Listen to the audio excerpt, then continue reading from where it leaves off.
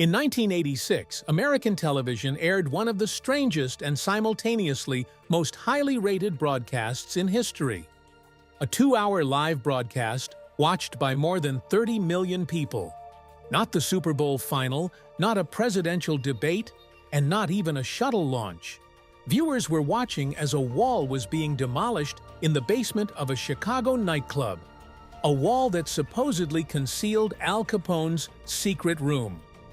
40 years had passed since his death, but the name of Chicago's crime king still stirred near mystical excitement. People expected suitcases full of cash, the bodies of his enemies, or at least documents that would rewrite the history of the mob to be hauled out. Tax agents and a forensic examiner stood beside the journalists. Everyone was ready for a sensation. The wall collapsed, people rushed inside, and found only dirt, rubbish, and a few empty bottles. The most anticipated broadcast of the year turned into the biggest disappointment in a matter of minutes. There was something symbolic about it. Because Al Capone's entire story is one of endless anticipation of a dramatic climax that ultimately reveals nothing but emptiness. You're on Paranoia. Enjoy the show. He was born in 1899 in New York, into a family of poor but entirely law-abiding Italian immigrants. There were 8 children in the household. No one could have predicted then that one of them would become the most infamous gangster in U.S. history. Little Alphonse grew up loud, hot-tempered, and far too fond of attention. At 14, he was expelled from school after a fight with a teacher. That was the end of his education. He plunged into the street life of Brooklyn, where he quickly learned a simple truth. Force and fear work faster than any argument. For the first few years, he still tried to live a normal life. He worked in a factory, moonlighted as a bouncer, played billiards, and even competed in a semi-professional baseball league. But then Johnny Torrio entered his life. A polite, quiet, almost unnoticeable man who, in reality, was one of New York's most influential crime bosses. It was he who saw in Capone what others missed, and got him a job at a nightclub. There, Al Capone received 2 gifts that stayed with him for life. Syphilis, after an encounter with a prostitute. A facial scar, after he made an overly crude joke about a girl, and her brother simply slashed his cheek with a knife. From then on, he was nicknamed Scarface, the man with the scar. Ironically, he was more ashamed of that nickname than of all his future crimes. For a while, it seemed as though he was trying to turn away from that path. He got married, became a father, moved to Baltimore, and took a job as an accountant at a construction firm. His father set one condition: to leave the criminal world behind. Al seemed to agree. But this honest life lasted less than 2 years. His father died, and almost immediately Torrio found him again, this time with an offer he couldn't refuse. That's how Capone ended up in Chicago, a city where Prohibition was introduced in 1920. Alcohol was banned, but people didn't stop drinking. Prices soared instead. For the mob, it was a golden ticket. Smuggling, illegal distilleries, speakeasies, brothels, casinos.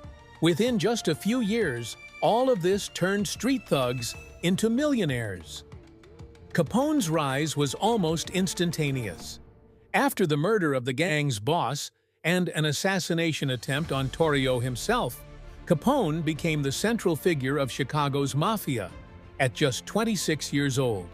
Unlike his predecessor, he didn't hide in the shadows. Instead, he lived an ostentatiously luxurious life. Expensive suits, limousines, media attention, charity work. He didn't want to be just a gangster. He wanted to be a star. Meanwhile, a war with the Irish Mafia was raging. Assassination attempts, bombings, shootouts in the middle of the streets. The climax came on Valentine's Day in 1929, when Capone's men, disguised as police officers, lined up 7 Irish gangsters against a wall and machine-gunned them down.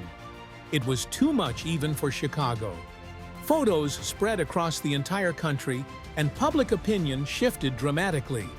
People no longer saw Capone as a charming Robin Hood. And then, for the first time, he faced an enemy he couldn't buy off or intimidate: the state. President Hoover made it a mission to put Al Capone behind bars, no matter the cost. An elite squad dubbed the Untouchables was deployed against him. They smashed his illegal distilleries and cut off his income, but still couldn't prove his involvement in murders and racketeering. So the prosecution made a move that seemed almost mocking. Instead of charging him with dozens of murders, they accused him of tax evasion. Capone himself had once admitted to earning over $100,000 a year, and that was enough. Trial, verdict, 11 years in prison. By the time he entered prison, he was no longer the confident boss. Syphilis, drugs, stress. He quickly began to lose his grip on reality. His letters to family turned into incoherent ramblings. He was transferred to Alcatraz, where he finally broke down. His last years were spent in a hospital ward. When he was released, he was 40, but mentally, he functioned like a 12-year-old child. He died in 1947. Stroke, pneumonia, heart attack. The man who had survived dozens of assassination attempts died quietly, in bed, surrounded by family. Some say, it's not him, it's the life he led. A poor childhood, immigrants, the streets. But Al Capone had a brother, Vincenzo. Same house, same conditions. He joined the army, fought in World War I, became a federal agent, hunted bootleggers, and protected the President of the United States. He learned about his brother's crimes from the newspapers. And that's when it gets a little unsettling, because it turns out there was a choice. And Al Capone chose his path himself.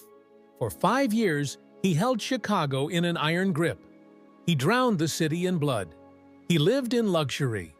And then it all ended in an empty basement, a prison cot, and a shattered mind. You could say he took everything life had to offer. But life, as it turns out, always takes it back, with interest. Thank you for watching this video to the end. Please like, subscribe to the channel, and share your thoughts about this story in the comments. See you soon.